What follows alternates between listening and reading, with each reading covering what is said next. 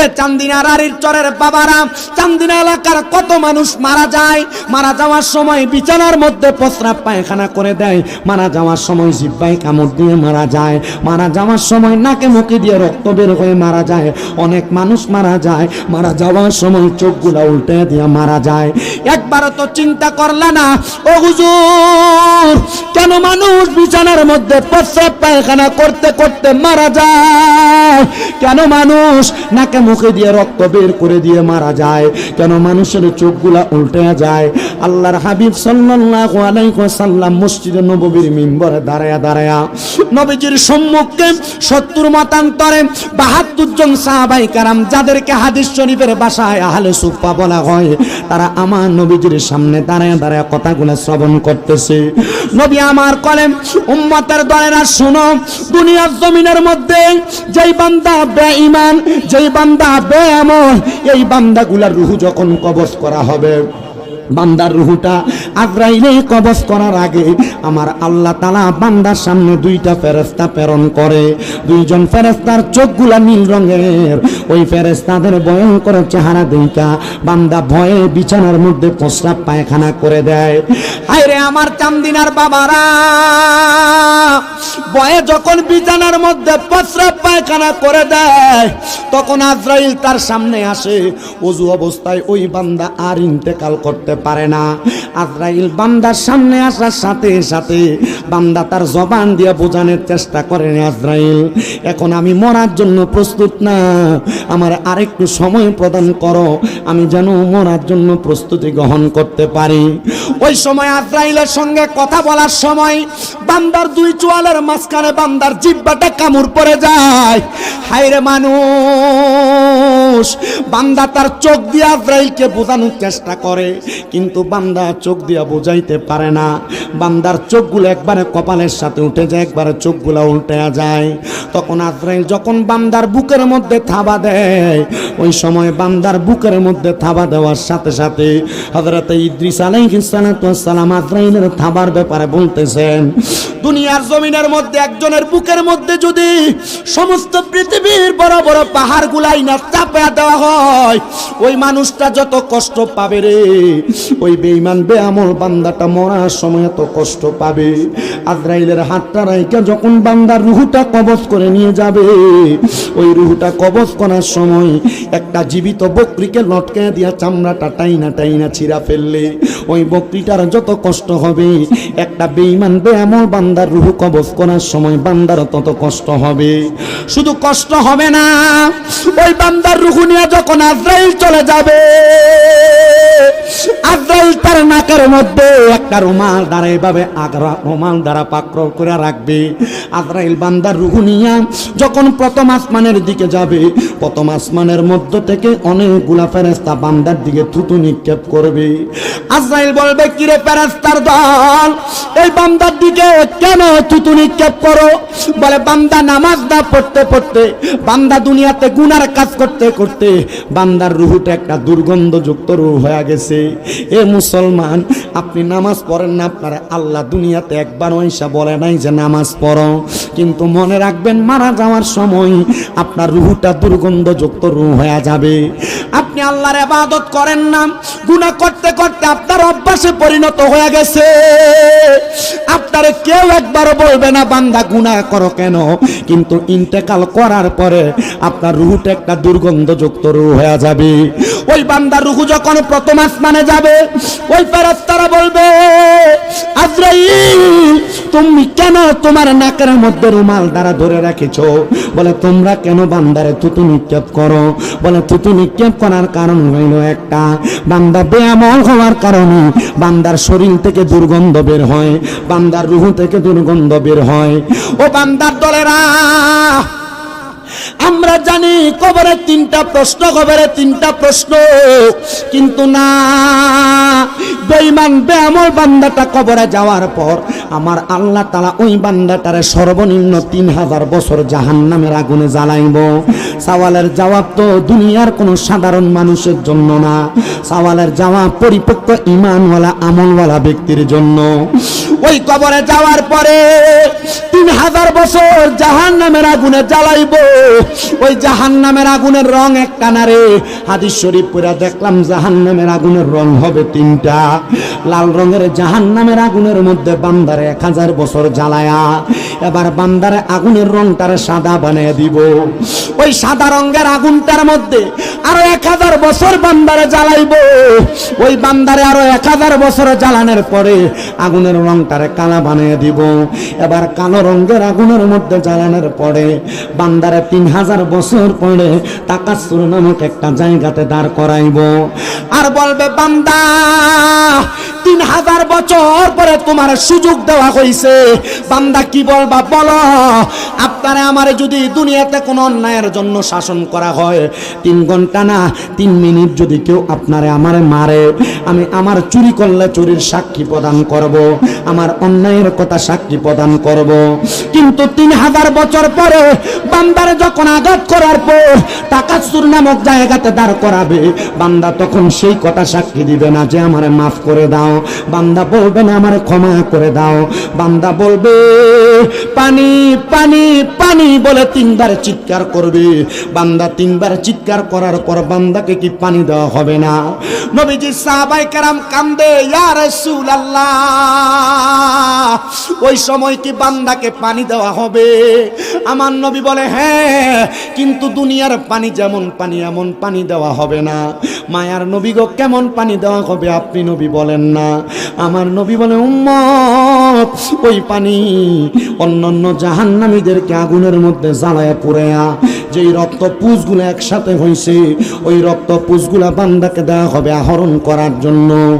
বান্দা এটাকে হাদিস শরীফে তিনাতুল খাবাল বলা হয়। এই তিনাতুল খাবাল যখন বান্দাকে দিবে, দুনিয়ার কোন গ্লাসের মতো গ্লাসে বান্দাকে পানিটা দিবে না। বান্দারে যখন পানিটা দিবে ওই পানির গ্লাসটা হবে লোহার গরম আগুনের মধ্যে উত্তপ্ত। ওই পানি যখন বান্দা মুখের মধ্যে দিবে, বান্দার পেটের নাড়ি বুড়ি গুণা বান্দার পায়খানার রাস্তা দিয়ে নিচের দিকে পড়তে থাকবে। সাহাবায়ে কেরামের মধ্যে থেকে 40 জন সাহাবায়ে কেরাম আমার নবীর মজলিসের মধ্যে বেহুশ হয়ে পড়ে গেছে। বাকি সাহাবায়ে কেরাম গড়াগড়ি করে কান্দে, নবী মায়ার নবী গো এত কষ্ট দেওয়া হবে গো নবী। ওই কষ্ট তো বান্দা সহ্য করতে পারবে না। বান্দা বেঈমান বেআমল হওয়ার কারণে কষ্টটা পাবে। কিন্তু আপনি বলেন না, বান্দা যদি ইমানদার হয়, বান্দা যদি নেককার হয়, বান্দারে আমার আল্লাহ তাআলা কেমন কেমন পুরস্কার প্রদান করবে। আমার নবী আল্লাহর কোরআন তেলাওয়াত করে শোনায়, ইন্নাল্লাযীনা আমানু ওয়া আমিলুস সালিহাতি উলাইকা হুম খায়রুল বারিয়া। আল্লাহ পাকের নবী বলতেছেন, নিশ্চয় যারা ঈমানদার, নিশ্চয় যারা নেক আমল করে, উলাইকা হুম খায়রুল বারিয়া, এরা হইল সবচাইতে ভালো মানুষ, দুনিয়ার উত্তম মানুষ। নবী গো তাদের অবস্থা কেমন হবে, তারা কেমন ভাবে মারা যাবে আপনি নবী বলেন না। হযরত ওমর ইবনে খাত্তাব রাদিয়াল্লাহু তাআলা আনহু বলেন, আমি আমার নবীজির জবান মুবারকে বলতে শুনেছি, এমন ঈমানওয়ালা আমলওয়ালা ব্যক্তি যখন ইন্তেকাল করবে, ওই বান্দা ইন্তেকালের আগে আজরাইল বান্দার কাছে একবার আসবে না, 2 বার না, 3 বার না, বান্দার সামনে আজরাইল 4 বার আসবে বান্দার রূহ কবজ করার জন্য। কিন্তু বান্দার রূহ 4 বারও কবজ করতে পারবে না। মায়ার নবী গো বান্দার রূহ কেন কবজ করতে পারবে না? বলে বান্দার ঈমান থাকার কারণে। ওই বান্দার বুকের মধ্যে আজরাইল আইসা যখন হামলাটা করবে, বান্দার বুকের মধ্য থেকে 2 জন ফেরেশতা ডাক দিয়া বলবে, আজরাইল বান্দার রূহ এমন করে কবজ করা যাবে না। বলে কারণটা কি? বলে বান্দার বুকের মধ্যে আল্লাহ নবীর প্রতি ঈমান পরিপক্ক আছে, এই জন্য বান্দার রূহ কবজ করা যাবে না। আজরাইল ফেরত যাবে, আবার আজরাইল আইসা ওয়াজহিকান নূর, বান্দার নূরানি চেহারার মধ্যে আক্রমণ চালাইবো।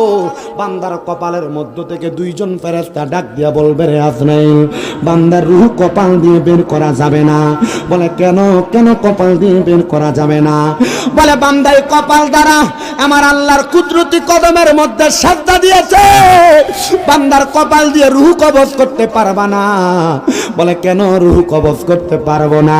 বলে বান্দার সেজদাটা, বান্দার প্রশংসাটা আমার প্রশংসাটা কবুল করে নিয়ে আমরা ফেরেশতাকে বান্দার কপালের চেহারার পাহারাদার হিসেবে দাঁড় করে দিছি।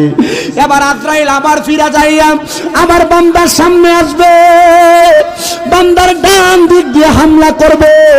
এবার ডান দিক থেকে দুইজন ফেরেশতা ডাক দিয়া বলবে, রে আজরাইল, বান্দার ডান দিক দিয়ে তো রূহ কবজ করা যাবে না। বলে কেন রূহ কবজ করা যাবে না?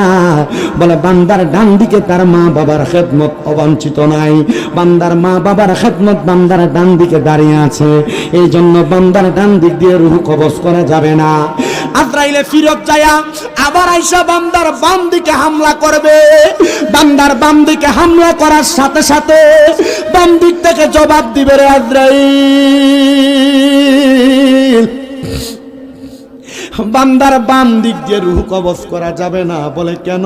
বলে বান্দার বাম দিকে তার দান এবং সদকাগুলা বিরাজমান।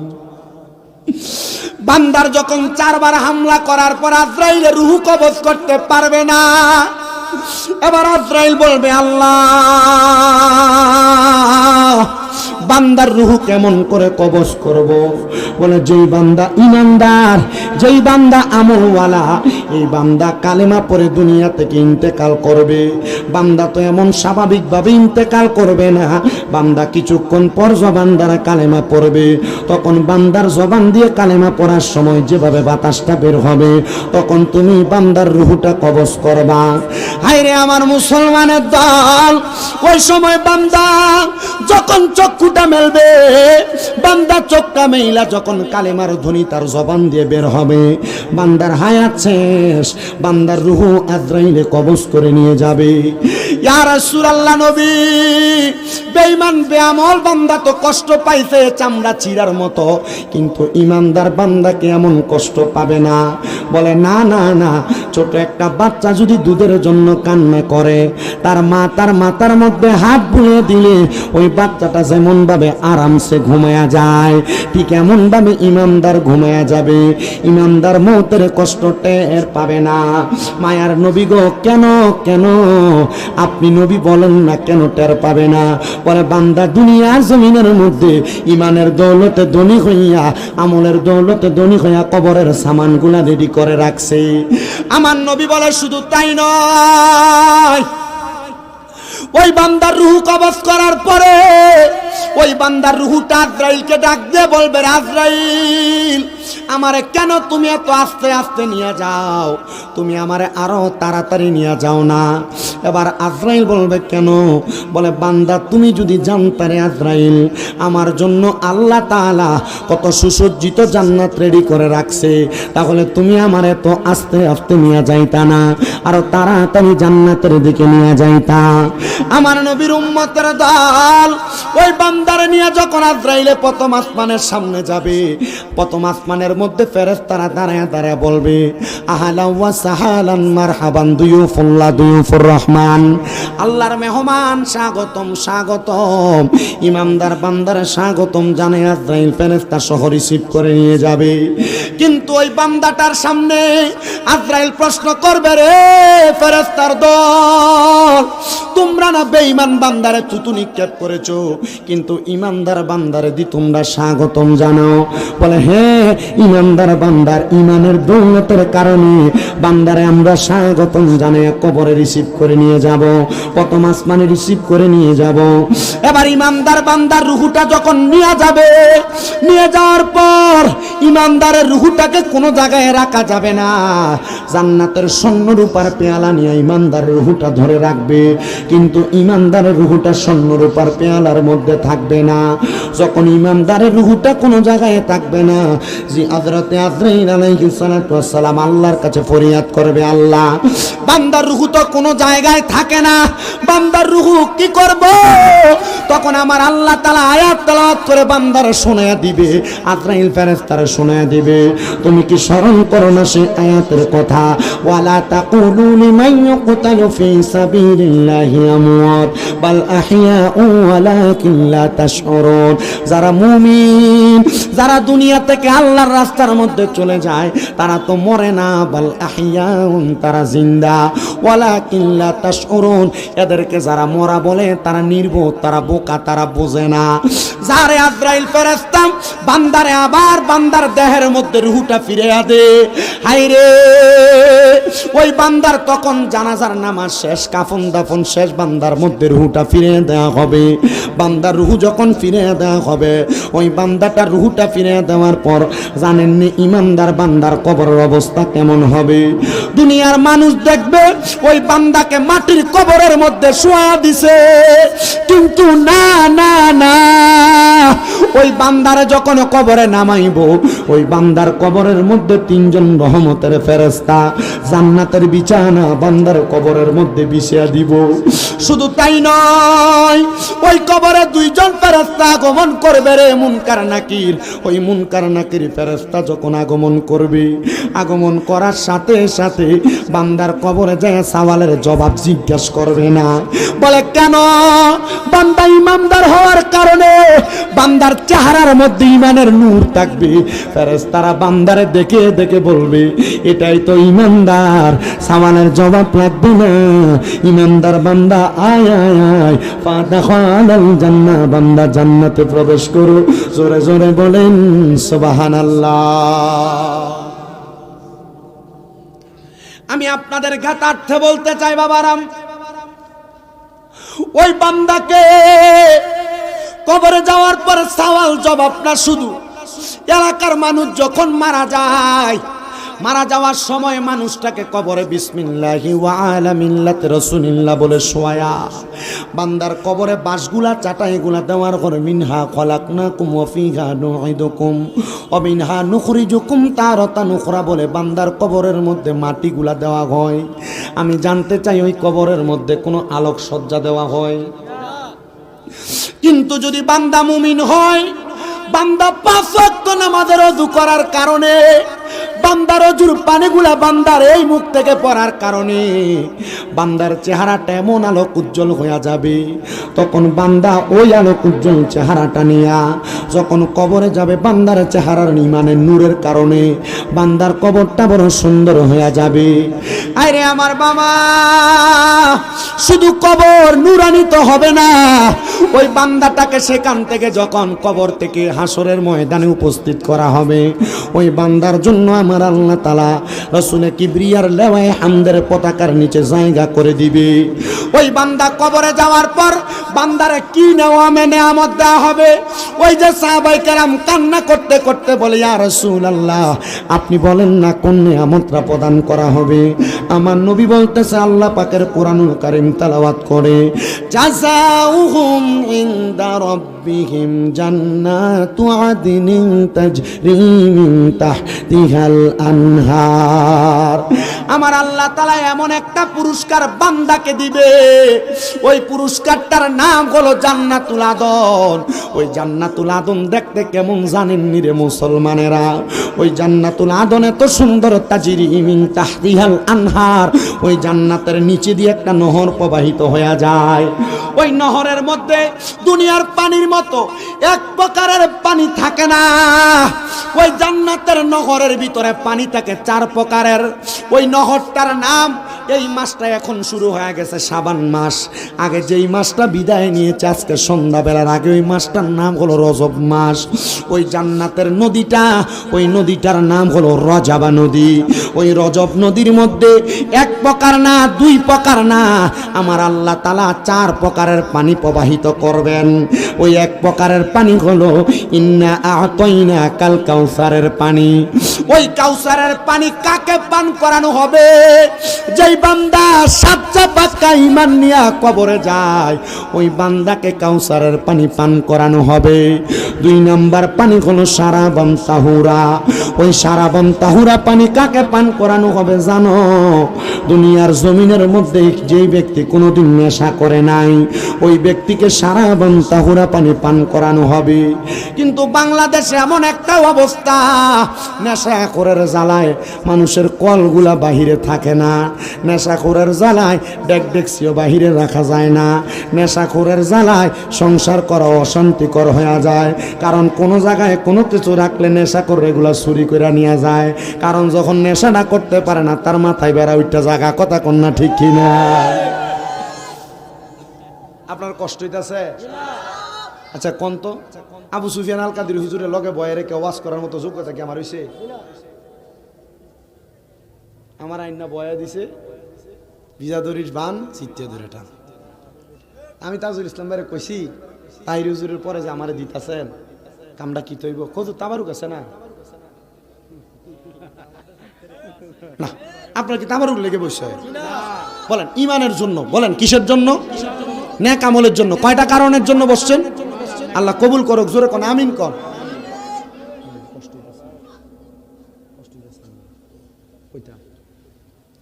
আল্লাহ কবুল করুক, আমিন কোন। আমি কিন্তু খুতবা থেকে ওয়াজ শুরু করে দিচ্ছি, কারণ আমি জানি যদি ওয়াজটা না শুরু করি খুতবা ফিরে মিলাদ শরীফ পড়ি আস্তে আস্তে যাইব গা। এর থেকে বালা সালাতু সালাম দিয়া খুতবা থেকে ডাইরেক্ট ওয়াজে ঢুকে যাই, আপনারা বইয়ে থাকবেন ইনশাআল্লাহ। আল্লাহ কবুল করুক, আমিন কন্যা দি। আর জোরে তুমি না একটু, তুমি একটু সাইডে যাও না, তোমার মাইকের আমার স্পিকার আমার যত কানে না মেলেন দেব। আমার মুসলমান ইমানদারের দলেরা গভীর মনোযোগ দেন। তাহলে জান্নাতের নদীর মধ্যে পানি থাকবে কয় প্রকার? 4 প্রকার। কয় প্রকার পানি? 4 প্রকার পানি। তাহলে জান্নাতের কাউসারের পানি ঈমানওয়ালা ব্যক্তিরা, আমলওয়ালা ব্যক্তিরা পান করবে। 2 প্রকারের শারাবান তাহুরা পানি যারা নেশা করে নাই তারা পান করবে। এবার নেশা করতে বড় সাবধান, নেশা করবেন তো জাহান্নামের মধ্যে জাহান্নামের 3 আতুল খাবাল খাওয়া লাগবে। আর যদি নেশা না করেন তাইলে আপনাকে আমার আল্লাহ তাআলা এমন একটা পানি পান করাবে যেই পানি শারাবান তাহুরা। 3 নাম্বার আরেকটা পানি আপনাকে পান করানো হবে যদি আপনি ঈমানদার হন। ওই পানি হলো জান্নাতের লাবান, জান্নাতের দুধ। বলে হুজুর জান্নাতের দুধ কেন পান করানো হবে? বলে কোন ব্যক্তি যদি কোনোদিন মানুষের সম্পদ দখল না করে, মিথ্যা কথা বলে ইনকাম না করে, হারাম টাকা না ইনকাম করে, সুদের টাকা ঘুষের টাকা না ইনকাম করে, তাহলে ওই ব্যক্তিকে জান্নাতের দুধ পান করানো হবে।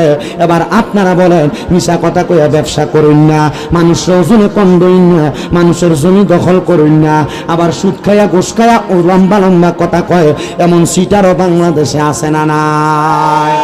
আমাদের সমাজের মানুষের সুদখোর ঘুষখুরটিরে ধরে মসজিদের সভাপতি বানায়, এই সুদখোর ঘুষখুরটিরে ধরে নিয়ে মসজিদের সেক্রেটারি বানায়, এই হারাম কুরগুলারে ধরে নিয়ে এলাকার সর্দার মাতাব্বর বানায়।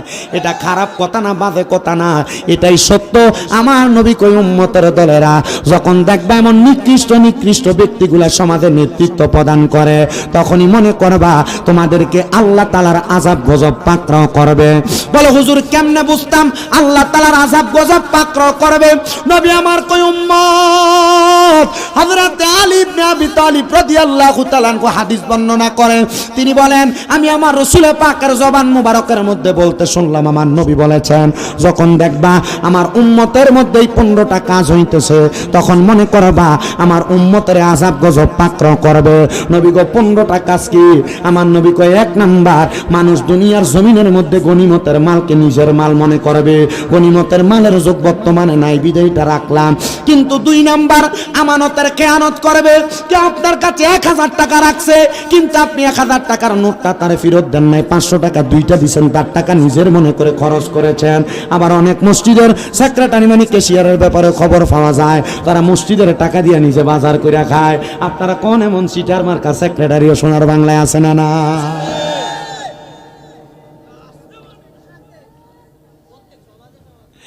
আমার মুসলমান ইমানদার। 3 নাম্বার নবী আমার বলে যেই ঘরের মধ্যে দেখবা স্বামী স্ত্রীর বাধ্য হইয়া চলতেছে, মানে স্ত্রী স্বামীর বাধ্য না। ঘরের মধ্যে সর্দারি করে মহিলা, মনে করবা তোমাদেরকে আযাব গজব পাকড়াও করবে। অনেক পরিবার আছে স্ত্রী স্বামীর কথা শুই না চলে না, কিন্তু স্বামী স্ত্রীর বাধ্যগত হইয়া থাকা লাগে। দেখবেন ওই পরিবারের মধ্যে স্ত্রী যদি কোনো কথা বলে আর স্বামী যদি কোনো কথা বলে, স্ত্রী তাকে বলে তুমি বোঝো না বইলা চুপ করে রাখে। এমন অনেক পরিবার আছে। মনে রাখবেন পুরুষ মানুষেরা, আপনি যদি আপনার স্ত্রীর কথা শুই না চলা লাগে, অতি সত্বর আল্লাহ তাআলার আযাব গজব আপনাকে পাকড়াও করবে। এবার বলেন আযাব গজব থেকে বাঁচার জন্য বউ স্বামীরে মাইনা চলবো না স্বামী বউরে মাইনা চলবো? বউ স্বামীরে মাইনা চলবো। 4 নাম্বার কারণ হইল দুনিয়াতে সন্তান মায়েরও বাধ্য। 5 নাম্বার সন্তান বাবারও বাধ্য। বাবা কোনো পরামর্শ দেয় বুঝেন না বইলা বাবারে চুপ করে রাখবে, এমন অবস্থা বাংলাদেশে আছে। 6 নাম্বার হইল সন্তান তার মা বাবার চাইতে বন্ধু বান্ধবরে বেশি সম্মান করবে। ইয়া রাসূলুল্লাহ, এগুলা তো হইতেছে সন্তান মা বাবারে বন্ধু বান্ধবের সামনে নিতে চায় না, মা বাবারে পরিচয় করায় দিতে চায় না, এমন অবস্থা হয়। আরে 7 নাম্বার কারণ রাসূল কিবরিয়া সাল্লাল্লাহু আলাইহি ওয়াসাল্লাম নবী আমার বলেন নিকৃষ্ট ব্যক্তিরা সমাজে নেতৃত্ব প্রদান করবে, যে কথাটা বলতেছিলাম সেটাই আসছে। আর 9 নাম্বার সমাজের মধ্যে দেখবা মানুষ কারোর অনিষ্টতা থেকে বাঁচার জন্য সালাম দেয়। এমন অনেক ব্যক্তি আছে এলাকায় যারা সামনে দিয়া সালাম দেয়, ফ্যাশন দিয়া গোলামের ফুট করে গালি দেয়। আপনারা কোন এমন অনেক আছে না নাই? কারণ সালাম না দিলে এরা আমার প্রতি একটা আক্রোশ দেখাইবে, ডরে সালাম দেয়, ডরে। নবী বলছে এটা 9 নাম্বার আলামত। যখন দেখবা মানুষ কারোর অনিষ্টতা থেকে বাঁচার জন্য তাকে সালাম দেয়, তাইলে মনে করবা তোমাদেরকে আযাব গজব পাকড় করে। কই এই করোনা ভাইরাস তো 21 সালের আগে আসছিল না, নতুন করে নাইছে। নতুন রোগগুলা তো আগে ছিল না, নতুন করে আসছে। এত বড় বড় বন্যা তো কুমিল্লার মানুষ দেখে নাই, নতুন করে আসতেছে। এটা বোঝা যায় এটা আমার আল্লাহ তাআলা বন্যা দেয় নাই, গজব দিছে। আর এই গজব আল্লাহ দেয় না, আমরা বান্দা হাতে কামাই করে গজবগুলো অর্জন করতেছি। মনে রাখবেন দুনিয়ার জমিনে আপনি যত খারাপ কাজ বদ কাজ করবেন, এটার কারণে আপনি আমার আল্লাহ তাআলার কাছে অপরাধী হিসেবে ভূমিষ্ঠ অপরাধী হিসেবে পরিচিত থাকবেন। আর এই অপরাধের কারণে আপনার কামাই রুজিও কমে যাবে, আপনার হায়াত কমে যাবে, আপনার চেহারা নূর কমে যাবে। এবার আপনারা বলেন এমন অপরাধ আমরা ছাড়ার দরকার আছে না নাই? 10 নাম্বার হয় দেখবা তোমাদের সমাজে গায়িকা বেড়ে যাবে। গায়িকা, নবী কেমন গায়িকা গো? নবী বলে দুনিয়ার জমিনের মধ্যে পুরুষ মানুষ তো গান গাইব। দেখবা কিয়ামতের পূর্বে মহিলারা গান গাওয়ার জন্য বের হয়ে যাবে। দেখেন কোন জায়গার মধ্যে যদি শিল্পী আনে, বেড আনলে যে মানুষ ওই বেডি আনলে তার 10 গুণ হয়। এটা আমার নবী কয় কিয়ামতের আলামত, গায়িকা বেড়ে যাবে। 11 নাম্বার তোমাদের এলাকার মধ্যে নতুন বাদ্যযন্ত্রের আবিষ্কার হবে। আগে বিয়ার মধ্যে কোন রকম গীত গায়া শেষ করে দিত। এখন বিয়া বলেন, মুসলমানি বলেন, নাক ফোরানি বলেন, কান ফোরানি বলেন, জন্মদিনের অনুষ্ঠানেও নতুন ডিজে পার্টির কনসার্ট করা হয়। এটা কিয়ামতের আলামত। আল্লাহর হাবিব বলে এগুলা যখন তোমাদের সমাজে হবে, মনে রাখবা তোমাদের সমাজের মধ্যে আযাব গজব তোমাদেরকে পাকড়াও করবে। শুধু তাই না, নবী আমার বলেন উম্মতের মধ্যে এমন একটা অবস্থা হবে। নবী গো কেমন অবস্থা হবে আপনি বলেন না? আমার নবী বলতেছে উম্মতের আলেমদেরকে, পূর্বের আলেমদেরকে বর্তমান জামানার নতুন আলেমরা ফতুয়া দিব, তারা ভুল ছিল, তারা সঠিক করে নাই। আর আইসা ফতুয়া দিয়া তারা তাদের নিজের কর্মক্ষেত্র কায়েম করতে চাইবো। আপনারা বলেন বর্তমান জামানায় এমন অনেক হুজুররাই তো আছে যারা আগের আলেমরা যা কইরা গেছে তাদের কথাগুলা ভুল ছিল বইলা তারার ফতুয়া চালাইতে চায়। আপনারা বলেন এমন অবস্থা বর্তমান সমাজে আছে না না? এই 15টা কারণ যখন দেখবেন মনে করবেন আপনারা আযাব গজব পাকড়াও করবে। মায়ার নবী আপনার কাছে জানতে চাই, নবী গো ওই কবরের মধ্যে যাওয়ার পরে, আমি কিন্তু মুমিনের কবরের অবস্থা সম্পর্কে বলতেছিলাম। মুমিনের কবর সুন্দর আলোকিত হয়েছে, কিন্তু মুমিন বান্দা কবরের মধ্যে যাওয়ার পরে, বান্দা কবরের মধ্যে যখন চলে যাবে, ওই বান্দার সামনে ফুলসেরাত নামক একটা জায়গা থাকবে। ওই ফুলসেরাত নামক জায়গাটা বান্দার জন্য বড় কঠিন হবে রে ও বন্ধু। কঠিন জায়গাটা বান্দা পাড়ি দেওয়া তার জন্য কষ্ট হয়ে যাবে। এবার বান্দা দুনিয়ার জমিন থেকে কবরে যাওয়ার পর 4টা পুরস্কার, 4টা পানি, তাহলে জান্নাতের পানি তো তারা পান করবে, দুনিয়ার জমিনে যারা হারাম খাইতো না তারার কথা বলছিলাম, জান্নাতের দুধ পান করবে। আরেকটা পানি আছে যেটা হলো জান্নাতের মধু। আমরা সমাজে কথায় গালিগালাজ করে খারাপ কথা বলে, ফাহিশা কথা বলে, দেখবেন চা দোকানে বৈশা একজন আরেকজনকে গালিগালাজ করে, বন্ধু বন্ধুকে গালিগালাজ করে, স্বামী স্ত্রীকে গালিগালাজ করে, স্ত্রী স্বামীকে গালিগালাজ করে, এমন অবস্থা হইতে থাকে। নবী আমার বলে ওই দুই প্রকারের ব্যক্তি জান্নাতের মধু পান করবে। বলে কোন দুই প্রকারের ব্যক্তি জানতে চায়? বলে এক নাম্বার যারা কোনোদিন গালি দেয় নাই, ফাহিশা কথা বলে নাই, আর দুই নাম্বার যারা কোনোদিন মিথ্যা কথা বলে নাই, তারা জান্নাতের মধু পান করবে। এ দুনিয়ার মুসলমান, আমরা আমাদের পারিবারিক জীবনে মিথ্যা কথার সয়লাভ আমাদের সমাজে চলতেছে, জানেননি? সাংসারিক জীবন বলেন, পারিবারিক জীবন বলেন, আপনি যদি এমন বাজে কাজ মানে মিথ্যা কথা অথবা গালাগালি করে থাকেন, আপনি এটা থেকে নিজেকে হেফাজত করার চেষ্টা করবেন। বলে কেন? কারণ কি? কারণ আপনি যদি এই বাজে কাজের মধ্যে থাকেন মানে মুখের ভাষা খারাপ করেন, আপনার সামনে থেকে ফেরেশতারা দূরে সরে চলে যায়। বলে হুজুর কেন? কারণটা জানতে চাই। শোনেন রে বাবারাম, সাংসারিক জীবনে পুরুষ মানুষরা স্ত্রীদেরকে গালিগালাজ করে কি করে না? গালাগালি করেন, একটু থেকে একটু হলে অপব্যবহার করে কি করে না? অনেক বেশি করে। শোনেন বাবা, আল্লাহ তাআলার বন্ধু হযরত আল্লামা শেখ সাদী রহমতুল্লাহ আলাইহির জীবনী থেকে আমি একটা ঘটনা পড়েছি, ওইটা পড়ে আমি বড় অবাক হয়ে গেলাম। আমরার বেড়ায় স্ত্রী যদি একটু থেকে একটু লচ্চর হয়, সুন্দর করে একটা ছটকনা লাগায় দেয় গালির মধ্যে, গালের মধ্যে, আবার বউয়ের মা বাবার নাম তুইলো গালি দেয়। আপনারা বলেন বর্তমান সমাজে এমন অবস্থা কম না বেশি? বেশি।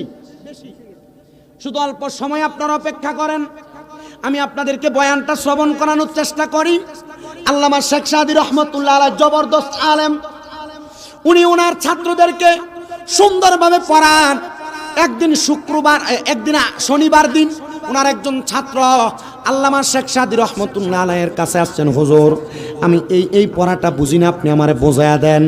আল্লামা শেখ সাদী রহমতুল্লাহ আলাইহি সকাল থেকে জোহরের আগ পর্যন্ত একটা বিষয় ওনার ছাত্রদেরকে বোঝায়া দিতে লাগলেন। ওই ছাত্রটা যখন জোহরের আজান দেয় চারদিক থেকে, বলে হুজুর আপনি আমারে বিদায় প্রদান করেন, আমি আর পড়তাম না।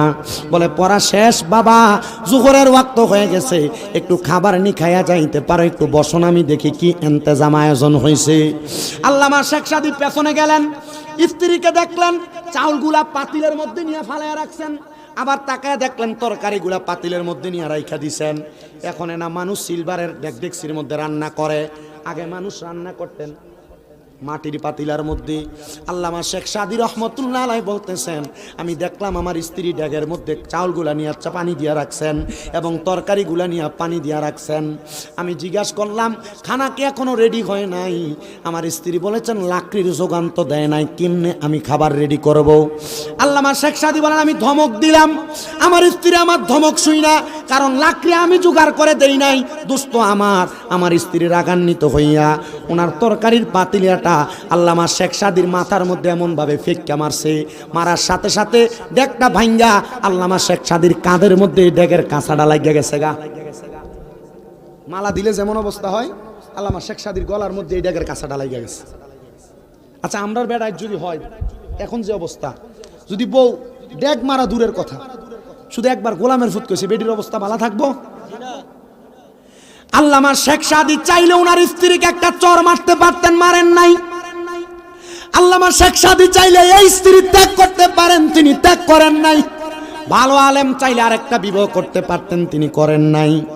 আল্লামা শেখ সাদী ডাক দিয়া কয়, স্ত্রী তুমি আমাকে রাগান্বিত হইয়া ডেকটা দিয়ে এমন ভাবে আঘাত করলা, ঠিক আছে আমি এখন ঘর থেকে বের হব, আমি মানুষের কাছে যায় যায় বলবো আমার স্ত্রী আমারে কত ভালোবাসে, ভালোবাসা আমার গলাতে মালাটা পরাইয়া দিছে। গলাতে আসলে কি মালা না ডেকের কাঁচা? উনি বলতেছেন আমার গলার মধ্যে মালা পরাইয়া দিছেন, এই কথা বলবো। এই কথা বলার সাথে সাথে স্ত্রীর সাথে সাথে আল্লামা শেখ সাদীর পায়ে পড়ে গেছে। ছাত্র ঘরের বাহিরে বারান্দার মধ্যে পড়তেছেন, ছাত্র কই কিরে খাবারের জন্য গেছে, ভিতরে দিয়ে তুফান চলতেছে। এমন অবস্থা দেইকা আল্লামা শেখ সাদীর স্ত্রী তার পায়ের মধ্যে ধরে কয়, স্বামী আপনি যদি বাহিরের মানুষের কাছে কথাগুলা বলেন, মানুষ আপনারে খারাপ বলবে না, আপনার অবস্থা দেখে মানুষ আমি স্ত্রীকে খারাপ বলে বলে সম্বোধন করবে। হায়রে দুনিয়ার মুসলমান, আল্লামা শেখ সাদী স্ত্রীকে ওনার কথার মার পেছে বুঝাইছেন, কিন্তু আমরা সমাজে স্ত্রীদেরকে মারধর করে, আঘাত করে, গালিগালাজ করে। আমার নবী কয়, দুনিয়ার পুরুষেরা তোমরা তোমাদের স্ত্রীদেরকে তাদের মা বাবার নাম তুলে গালি দিবা না। নবী গো কেন? আমার নবী কয়, আমি কইলাম মহিলাদের বাবা। চিন্তা করেন আপনি যে আপনার বউর অমুক মারানি জি কইয়া গালি দেন, এটা গালি দিলে গালিটা যায় রহমতের নবীর উপরে পড়ে। এজন্য কোনোদিন নারীদেরকে গালি দিয়েন না। আবার নবী কয়, উম্মতের দলেরা তোমরা তোমাদের মহিলাদের গালের মধ্যে আঘাত কইরো না। আপনি কিছু থেকে কিছু হওয়ার আগে গালের মধ্যে চটকনা থাপ্পড় লাগাইয়া দেন। নবী গো কেন? আপনি বললেন আঘাত না করার জন্য। নবী আমার বলতেছে, এই মহিলারা তোমাদের কাছে সাময়িক সময়ের মেহমান, আমার আল্লাহ তাআলা আবার আল্লাহ তাআলার মেজবানকে ফিরিয়ে নিয়ে যাবেন। এজন্য তোমরা তাদের সঙ্গে বাজে আচরণ করবা না। আবার অনেক পর্দার অন্তরালের মা বোনেরা তাদের স্বামীর সঙ্গে সুন্দর আচরণ করে না। আমি আমার মা বোনদের উদ্দেশ্য বয়ানটা পেশ করতেছি। মাগো রহমতের নবীর হাদিসে মুবারাকা পইরা দেখলাম আমার নবীজি ওনার স্ত্রীদেরকে পানির সাথে তুলনা করেছেন। নবী গো কেন পানির সাথে তুলনা করেছেন? বলে কারণ হইল পানিকে যেই পাত্রে রাখা হয় সেই পাত্রেই পানি থাকে। একটা মহিলা যদি সব কিছু সহ্য করে, ধৈর্য ধারণ করে চুপচাপ থাকে, তাহলে আমার আল্লাহ তাআলা ওই মহিলার সংসারের মধ্যে জান্নাতের প্রশান্তি প্রদান করবে। কিন্তু আমাদের মহিলারা স্বামীর উপর অত্যাচার করে, অনাচার করে, গজব আযাব দেয়। রহমতের নবী বলে, আমি মেরাজের মধ্যে যাওয়ার পর 3 প্রকারের মহিলা দেখেছি জাহান্নামের মধ্যে। এর মধ্যে 1 প্রকার মহিলা দেখেছি যাদের জিহ্বার মধ্যে গরম রড লাগে, টান দিয়া ছিঁড়ে ফেলা হচ্ছে। নবী গো কেন? বলে ওই মহিলা তার স্বামী এবং সন্তানকে লানত দেয়, আযাব গজব দেয়। এবার কোন গোলামের ফুতুর উপর খোদার গজব ফরক, এমন গালিও বাংলার মহিলারা দেয় কি দেয় না? একটু মোহাব্বতে দুরূদ শরীফ আদায় করে আল্লাহুম্মা সাল্লি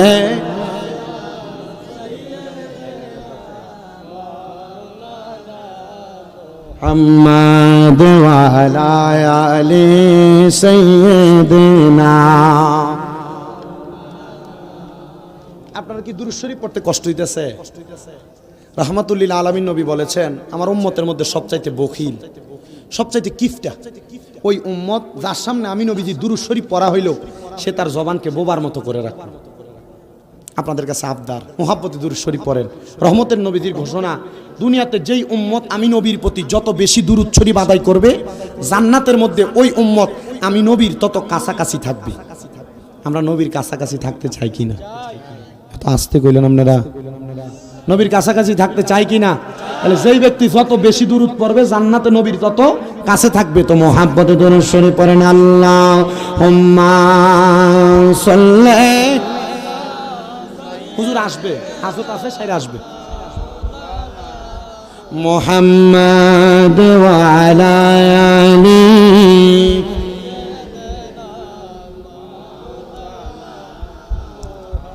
দেখছো নি মন ভেবে মনে প্রেমনি করছো নবীর সনে, নইলে ঠেকবা রোজ হাসরে মুহাম্মাদিয়া রাসূলুল্লাহ।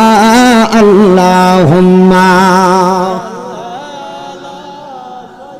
এসে আর আমার লাগে না, আর ছোট মানুষের লাগে সবটা বেশি বড় হয়ে গেছে। মুহাম্মাদ ওয়া আলা আলি সাইয়্যিদিনা। আমার দুনিয়ার মুসলমান মা বোনদের কাছে আবদার, মা বোনেরা স্বামীকে লানত প্রদান করবেন না। লানত প্রদান করলে জিহ্বার মধ্যে গরম রড লাগায় দিয়া আপনার জিহ্বাটাকে টেনে টেনে ছিঁড়ে ফেলা হবে। এ মুসলমান, আল্লামা শেখ সাদির স্ত্রী যখন স্বামীর কাছে মাপ চাইছে, আর আমরার বেরিয়াত মাপ চাইতো না, রাত্রবেলা অন্যদিকে ফিরা শুয়া থাকবো, মাপ চাইতাম না তার কাছে, কয়জনের রাগ কইরা বাপের বাড়ি ত্যাগ কইরা যাইব। কথা কন না কেন? মাপ চাইতো না, মাপ গো। অন্যদিন জামাইবো একসাথে ঘুমাইতো, যেদিন জামাইবোর ঝগড়া হইব অথবা স্বামী গায়ে হাত তুলবো ওই দিন মাঝখান দিয়ে কোলবালিশ। অন্যদিন বাচ্চা এক সাইডে, জামাইবো এক সাইডে, ওই দিন ঝগড়া হইলে বাচ্চা মাঝখানে চলে আসে। মহিলারা মনে করছেন এটা আপনার ক্যাটারি, এটা আপনার গুন্ডামি। মনে রাখো গো মা, যদি কোনো স্বামী স্ত্রী দুনিয়াতে হাজার ঝগড়া করে, রহমতের নবী কয় তোমরা নারীরা রাত্রবেলা ঘুমানোর সময় স্বামী স্ত্রীর বালিশ হবে একটা। নবী গো কেন? বলে স্বামী স্ত্রী দুইজন যখন একসাথে লাইগা থাকবে, আমার আল্লাহ তাআলা দুনিয়ার যত খালি জায়গা আছে ওই খালি জায়গাগুলা আল্লাহর রহমত দিয়ে ভরপুর করে দেয়। জামাই বউ ঝগড়া হয় না? কম না বেশি? আপনার কি কষ্ট হইতাছে? আমি বিলাতি ওয়াজি করি, আমি কিন্তু মোটামুটি সেতিও না, এটা আপনারা বোঝেন। আমি নর্মাল ভাবেই কথা কই, আমি নর্মাল ভাবে কথা কই দেখি আলহামদুলিল্লাহ আমি আর একটা কইরা আইছি। এটা শুকরিয়া আল্লাহ তাআলার। আমি সকাল 6টা 6:30 নাগাদ আসছি কিশোরগঞ্জ থেকে। আমার খুব কষ্ট হয়, কথা যে বলি অনেক কষ্ট হয়। আমার অল্প বয়স অনুযায়ী আমার কথা বলতে কষ্ট হয়, কিন্তু আপনাদের দোয়ায় আমি যে ওয়াজ করি, আপনাদের এই দোয়ার বরকতে আমার 6টা মাদ্রাসা কয়। কয়টা? আসতে কইলেন দি আপনারা? কেউ সুন্নি মাদ্রাসার দরকার আছে না? কম না বেশি? সুন্নিদের মাদ্রাসা না থাকার কারণে আজকে সুন্নিদের অনেক জায়গায় অধপতন আছে। এই যে বিভিন্ন জায়গায় মাজারটি ভাঙতেছে, আপনারা সান যতলা মাজার ভাঙছে, একটা লগে মাদ্রাসা নাই। এই মিয়া, যদি মাজারটির লগে যদি মাদ্রাসা থাকতো, মাদ্রাসায় যদি 2-4-500 ফোলাফাইন থাকতো, যে ফকিন্নির ফোলারা মাজার ভাঙতে হয়েছিল, যদি আল্লাহ পাক রাব্বুল আলামিনের ওই বান্দারা মাদ্রাসার 200-300 ছাত্র যদি 200-300 লাঠি লয়ে দৌড়ানি দিত, ফকিন্নির ফোলার খবর থাকতো? তাহলে ওই মাজারের খাদেমরার বিরুদ্ধে আমি কেন? এই মাজারের খাদেমরা যা গরু হয়েছে, ছাগল হয়েছে, টিয়াডি দিয়ে নিজের পকেট বাড়ি করছে। কথা কন না কা? ঠিক না?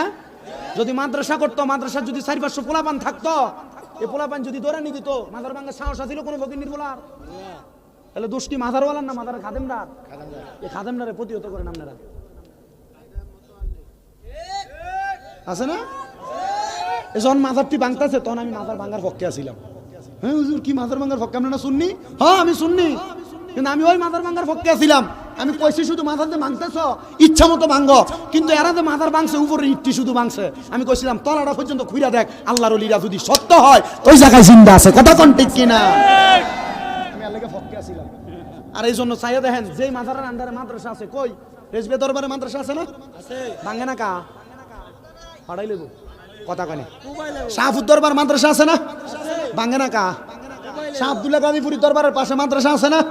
ভাঙে না কা? বোঝা গেছে এই মাজারের খাদেমরা ব্যবসা করছে না, মাজারের লগে মাদ্রাসা কইরা সুন্নিয়তের ঘাটি দ্বারা শক্ত করছে।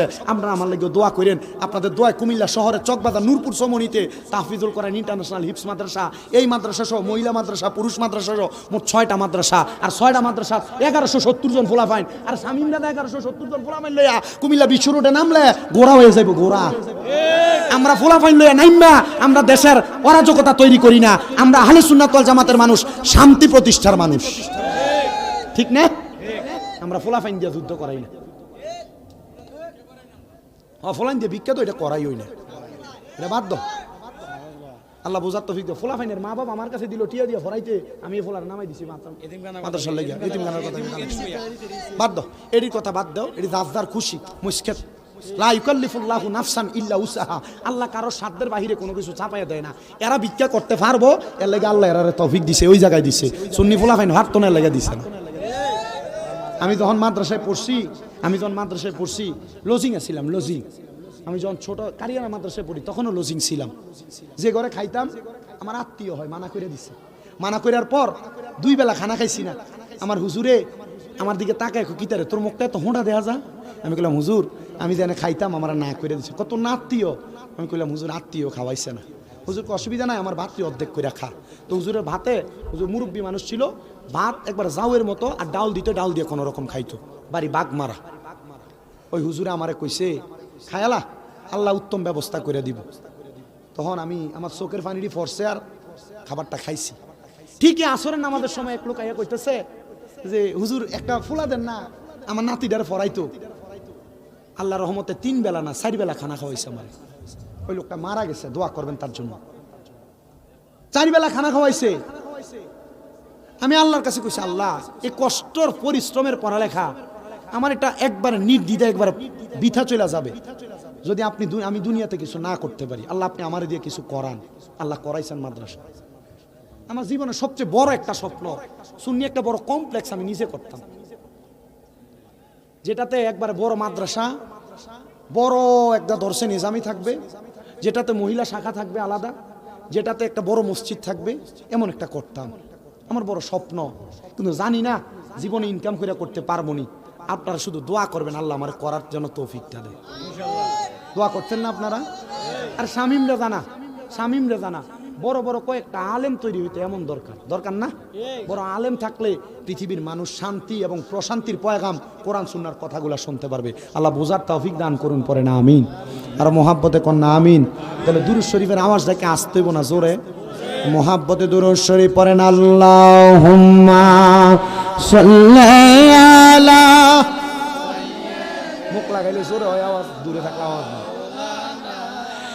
মুহাম্মাদ ওয়া আলা আলি,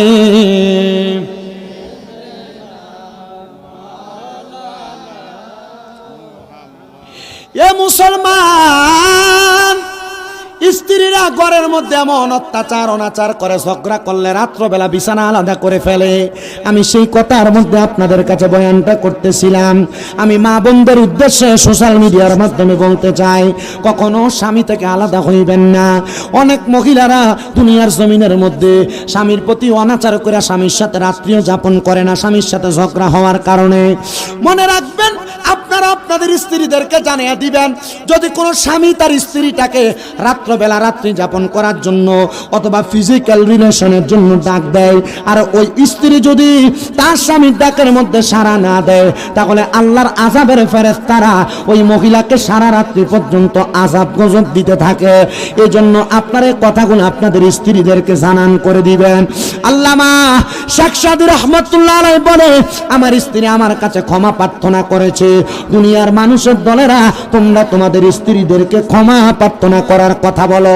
হুজুর, আল্লামা শেখ সাদীর জীবনে ঘটা এই ঘটনা কেন তিনি কিতাবে লিখলেন? উনি এটা দিয়ে বুঝাইছেন, আমার স্ত্রী ছিল নমনীয়, আমার স্ত্রী ছিল ক্ষমা সুন্দর দৃষ্টিতে থাকা মানুষ। এই জন্য মানুষ যেন এটা পইরা শিক্ষা গ্রহণ করে, আমি এই জন্য কথাটা আমার কিতাবে উল্লেখ করে দিলাম।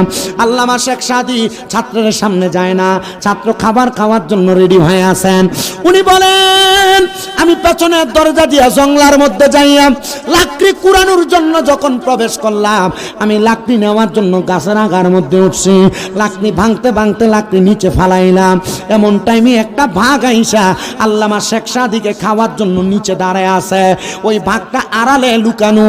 আল্লামা শেখ সাদী নিচের দিকে তাকায় বলতেছে, এত লাকড়ি জোগাড় করলাম, কিন্তু আমি একার পক্ষে লাকড়িগুলা বাড়িতে নেওয়া সম্ভব না। আল্লামা শেখ সাদী এই চিন্তা কইরা উনি ভাগটাকে দেখা মনে মনে সাহস পাইলেন, না না একা নিব না, বাঘের পিঠটার মধ্যে চড়ায়া চড়ায়া লাকড়িটা বাড়িতে নিব।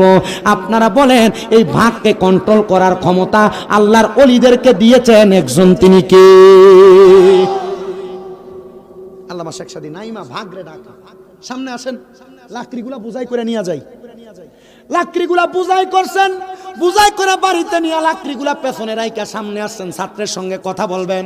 ছাত্র উস্তাদের এমন কর্মকাণ্ড দেখা বড় অবাক হয়ে গেছে। কিরে, ভাগ কন্ট্রোল করে ফেলে এমন একজন উস্তাদ আমার, আল্লাহ পাকের বন্ধু। এবার উস্তাদ সামনে আসার সাথে সাথে ছেলে ডাক দিয়ে কই, হুজুর আপনি এত বড় আলেম মানুষ, আপনি একটা ভাগরে কন্ট্রোল করতে পারলেন, বউডারে কন্ট্রোল করতে পারলেন না। উস্তাদ কই, কিরে ছাত্রী কি আমার সব যা হয়েছে সব শুনছে? হ্যাঁ শুনছে। হুজুর আপনি ভাগকে কন্ট্রোল করে বাঘের পিঠের মধ্যে কইরা আপনি এত সুন্দর করে করে আপনি আপনার লাকড়িগুলা নিয়ে গেলেন। হুজুর বাড়ির মধ্যে আপনার একটা বউ বেডি মানুষ, এটারে কন্ট্রোল করতে পারলেন না। আল্লামা শেখ সাদী কয়, না না তুমি মনে কষ্ট নিও না, তবে সাবধানে এই কথা পর মানুষের কাছে বলবা না।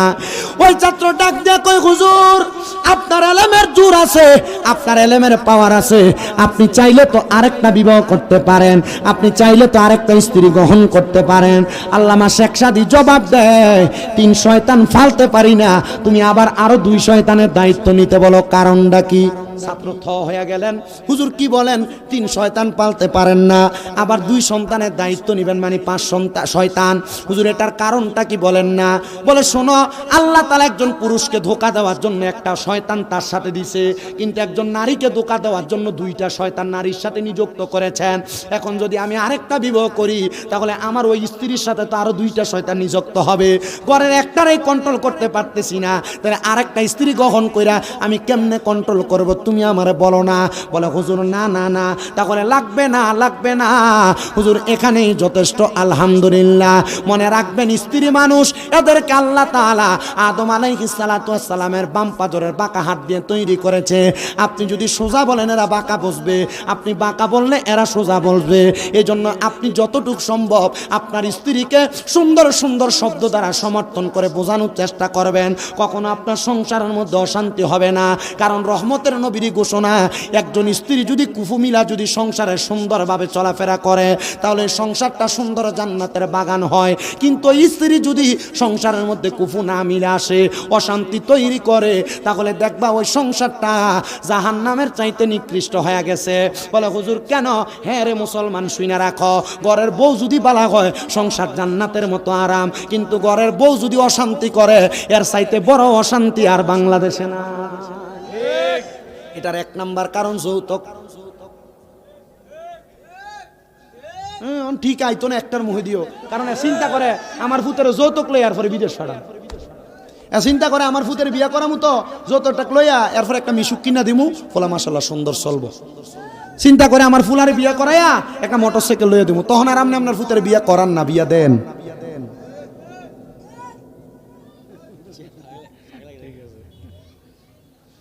আপনার কথা কন, এই অশান্তির মূল কারণ কি? আপনাদের আসতে কন। এই অশান্তির মূল কারণ হলো যৌতুক। রহমতের নবী বলেন, যেই বিবাহ যত সহজ ওই পরিবারে শান্তি তত সহজ। রহমতের নবী গো কেন? বলে এই যৌতুকের মাধ্যমে বিবাহ প্রথা হওয়ার কারণে দুনিয়ার মানুষের অশান্তি অশালীনতা বেড়ে যায়, আর এই অশান্তি অশালীনতার কারণে দুনিয়ার মানুষ দুনিয়ার জমিনের ভিতরে সাংসারিক জীবনে শান্তি পায় না। এ মুসলমান ইমানদার, 2 নাম্বার কারণ সংসারে অশান্তি যদি হয় এটা হলো স্বামীর পরকিয়া।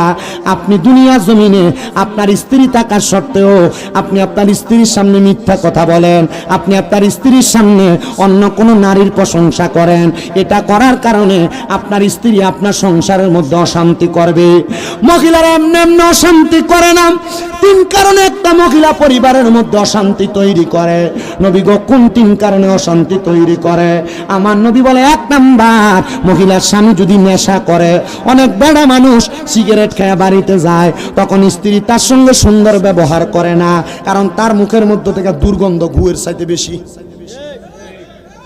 তখন আর আপনার বউর আপনার ভাল লাগে না, আপনার ছোটটা এটার ভাল লাগে, কারণ আপনার মুখের ভিতরে এমন দুর্গন্ধ সিগারেট খাওয়ার কারণে। স্ত্রী অশান্তি করার কারণ কয়টা? আপনাদের আসতে কয় কারণ? এই 3 কারণ। নবী গো কোন 3 কারণ? বলে 1 নাম্বার, স্বামী যদি দুনিয়ার জমিনের মধ্যে থাকা অবস্থায় নেশাগ্রস্ত হয় অথবা বাজে কোনো খাবার আহার করে, এটার কারণে ওই স্ত্রী অশান্তি তৈরি করে। আমি আরেকটা কারণ নিজে বাইর করে দেখলাম, ওই স্বামী যদি তার স্ত্রীর সামনে অন্য কোনো নারীর প্রশংসা করে, ওই স্ত্রী কোনোদিন ওই কথা সহ্য করতে পারে না। মনে রাখবেন, একটা মহিলা কোনোদিন তার স্বামীকে অন্যের সাথে ভাগাভাগি করতে পারে না, কোনোদিন ভাগাভাগি করতে চায়ও না। আপনারা মনে করেন আপনার স্ত্রী আপনাকে সন্দেহ করে, আপনার স্ত্রী আপনাকে বিভিন্ন বিষয় বিভিন্ন প্রশ্ন করে, না না না, মনে করবেন যে বউ যে জামাইরে যত বেশি সন্দেহ করে এই বউ এই জামাইরে তত বেশি ভালোবাসে। কারণ এ জানে আপনি যদি অন্য কোনো নারীর সাথে বিবাহ বন্ধনে আবদ্ধ হয়ে যান বা অন্য কোনো নারীর সাথে সম্পৃক্ত থাকেন, তাহলে তার ভালোবাসাটা ভাগ হয়ে যাবে। এজন্য যদি সন্দেহ বেশি করে, মনে করবেন আপনার বউ বেশি ভালোবাসে, রাত্রবেলা বেশি বাইরে বাইরে থাকলে আপনার স্ত্রী আপনার ফোন দিয়ে জ্বালায়, এটা ভালো। আমরা মনে করি না মাগো আমার ব্যাপারে তুমি মাথা ঘামাও, না এটা ভালো জিনিস। আপনার স্ত্রী আপনার পাশে চায়। এর মধ্যে আরেকটা কারণ, সেটা হলো দুনিয়ার বর্তমান যেই শ্বশুর শাশুড়িরা এরা এদের ছেলের বউকে তারা নিজের মেয়ের মতো মনে করে না, এজন্য সবচাইতে বেশি সংসারের মধ্যে অশান্তি তৈরি হয়। আর বউয়েরা শ্বশুর শাশুড়ির নিজের মাইয়ার মতো মনে করে না। শ্বশুর শাশুড়ির কথা হইল যে কি, আমার মাইয়ার জামাইটা বড় বালা, আমার মাইয়ার কথাটি শুনা শুনা চলে, কিন্তু আমার ফোলার একটা বেডতে হাতে তার বউয়ের কথা শোনে। আমার মাইয়ার জামাই না বলে ভালা, ঠিক না? আপনার মাইয়ার জামাই না বলে ভালা, ভালো হলে আপনার মাইয়ের কথা শুনে তো স্বাভাবিক আপনার ছেলের বউয়ের কথা আপনার ছেলে শুনতেই পারে। নিজের মাইয়া সকালবেলা বাসন করা দুঃখ কাজ কাম করুক সেটা চায় না, কিন্তু নিজের ছেলের বউ মুনির মতো খাটুক এটা চায়, ঠিক না? এজন্য শ্বশুর শাশুড়িদের কাছে আবদার থাকবে, আপনারা আপনাদের ছেলের বউদেরকে নিজের মেয়ের মতো মনে করবেন, দেখবেন আপনার ছেলের বউটা আপনি মা বাবারে আপনার নিজের মা বাবার মতো মনে করবে। আর 3 নাম্বার কারণ মহিলারা মানবে না, যদিও না মানে কথাটা সত্য, বলে হুজুর কেমনে সত্য? 3 নাম্বার কারণ হলো একটা পরিবারের অশান্তি তৈরি হওয়ার কারণ হলো একটা মাইয়ার মা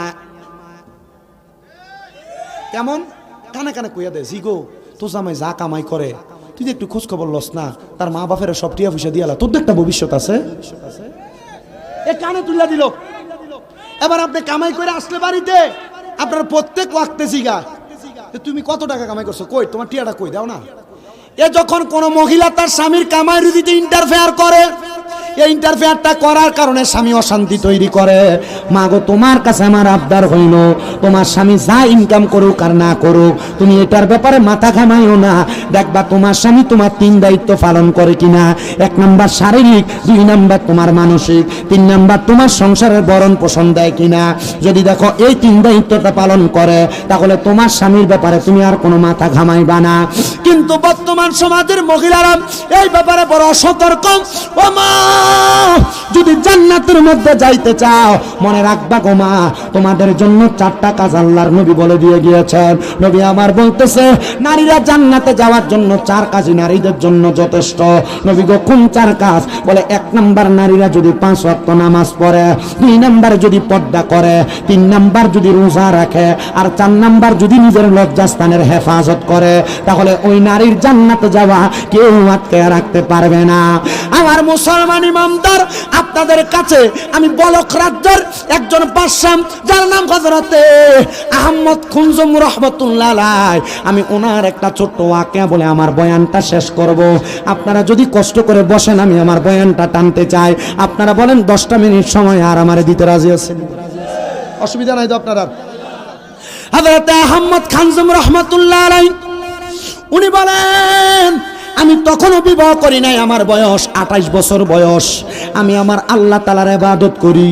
আমি চিন্তা করতে লাগলাম আমি যদি বিবাহ করি আমি এই সময়টা আমার স্ত্রীকে দেওয়া লাগবে, আমি আমার মাওলারে সেই সময়টা দিতে পারবো না। হযরতে আহমদ খায়জাম উনি যখন রাস্তা দিয়ে হাইটা হাইটা যায় উনি বলেন আমার কাছে আয়েশা, হযরতে খাতুনে ফাতেমা নামক একজন মহিলা, উনি আয়েশা আমারে ডাক দিয়া কই, রে আহমদ তোমাকে আমার বড় পছন্দ, তোমার প্রশংসা পুরা বখত এলাকার মধ্যে ছড়াইতো, তুমি বলো না আমারে বিবাহ করবে কিনা? আহমদ খায়জুম বলেন না, আমি বিবাহ করলে আমার আল্লাহরে আমি সময় দিতে পারবো না, এই জন্য আমি বৈবাহিক জীবনে আবদ্ধ হতে চাই না। মহিলা ডাক দিয়া